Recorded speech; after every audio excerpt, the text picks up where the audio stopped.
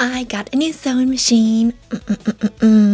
I 100% bought this with my own money. This is not a product review video. I just wanted to share my experience with it, like getting it going and starting to work with it, because this is going to be my new workhorse machine for my sewing business. And I know that there's a lot of crafty babes that watch my channel. And so I just kind of wanted to share the process, because when we get new toys, it's super fun.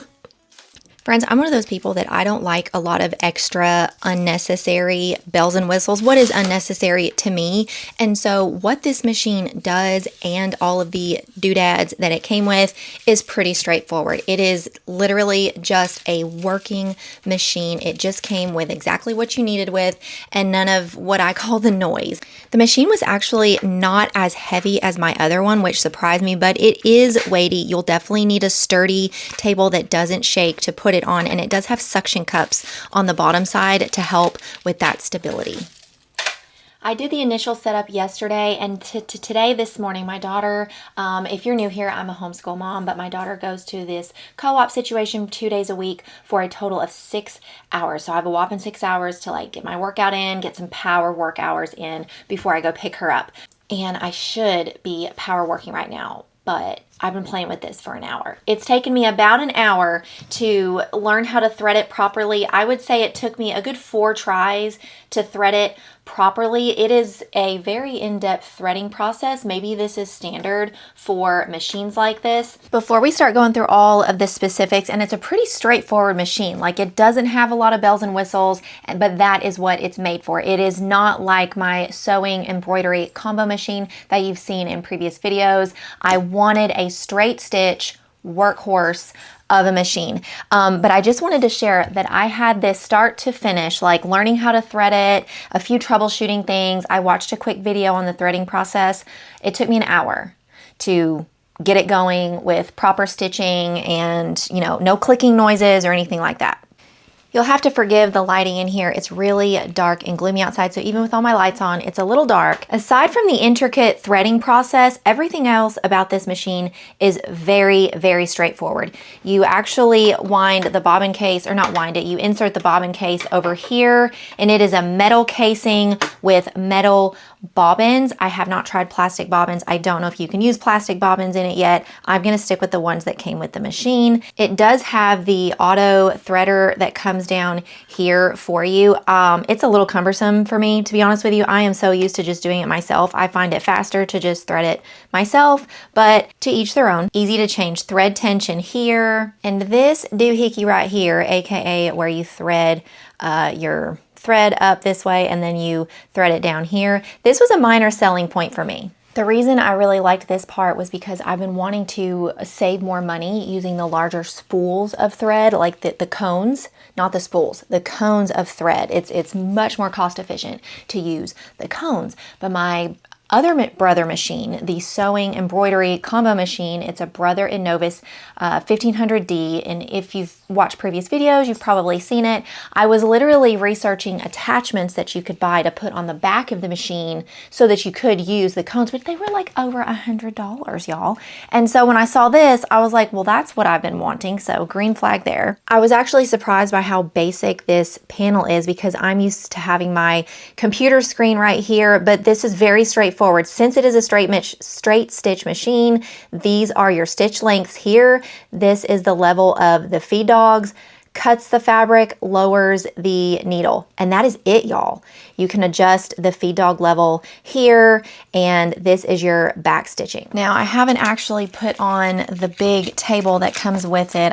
This was all my practice stuff with my different needles, and it obviously, I'm not going to go through everything that it comes with, but it comes with some attachments that I didn't know existed that really fine-tune your stitching that I was super excited to try out later. It also has the leg lever that I never get to use because honestly, y'all, 2 things. My other table, I literally bought my Husky tables because they are taller and they are adjustable. I have tall girl problems. I always use my chair on the highest length, and with that, the lever of where the machine is, and if I were to use the thigh lever, my thigh doesn't reach it. But if I were to use a shorter table, my legs don't fit under the table. So I don't know if I'm going to be able to use that or not. I can lower this one low enough to use it and still be comfortable under the table. However, going at really high speeds, even though this is a very sturdy table, I've put heat presses on here multiple times. Look, can you see it jiggling? Like when you're going really fast, it is not good for machines. What am I doing? So this table that comes, you can take it on and off. It comes with these feet and you can make that go flat for storage, and it's supposed to just click in here. Oh, that's nice. That's real nice. It also came with this cover, which was really nice. It collapses for storage. And I'm not gonna put it on there right now to show you because I would have to push this back down, and I don't wanna do that right now because I just got it threaded perfectly.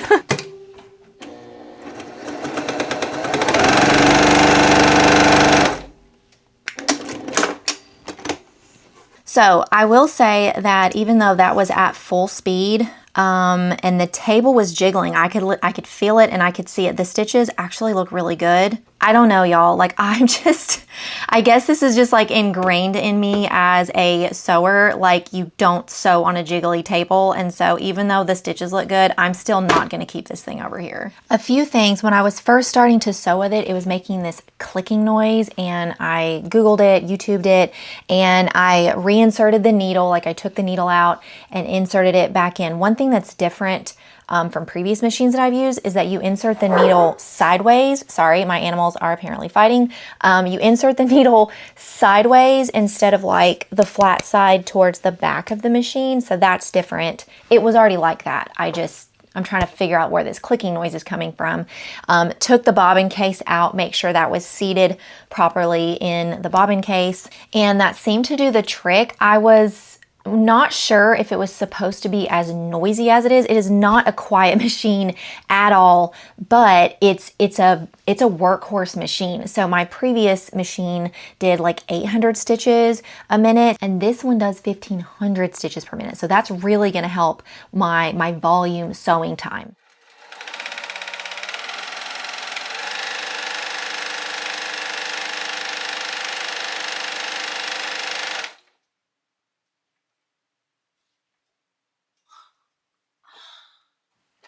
Y'all, this is legit. Maybe I've just never worked with like a high-powered fast machine before, but like, did you see how that whipped through there? Like, this is so exciting. Oh my gosh, I'm like nerding out. It really doesn't take much. Okay, let's do it. I'm not gonna speed up the camera. Let's do it in real time.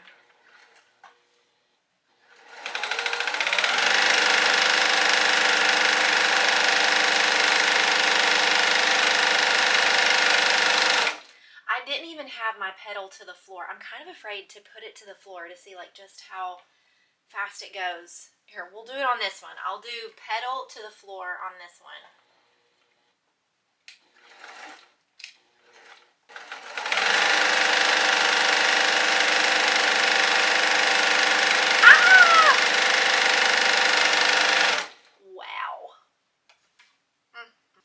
Something that I forgot to tell you earlier, it does have these like suction grips on the feet over here, which I feel is perfect and absolutely necessary because the machine is moving because it's going so fast, but I wouldn't say that it's jiggling.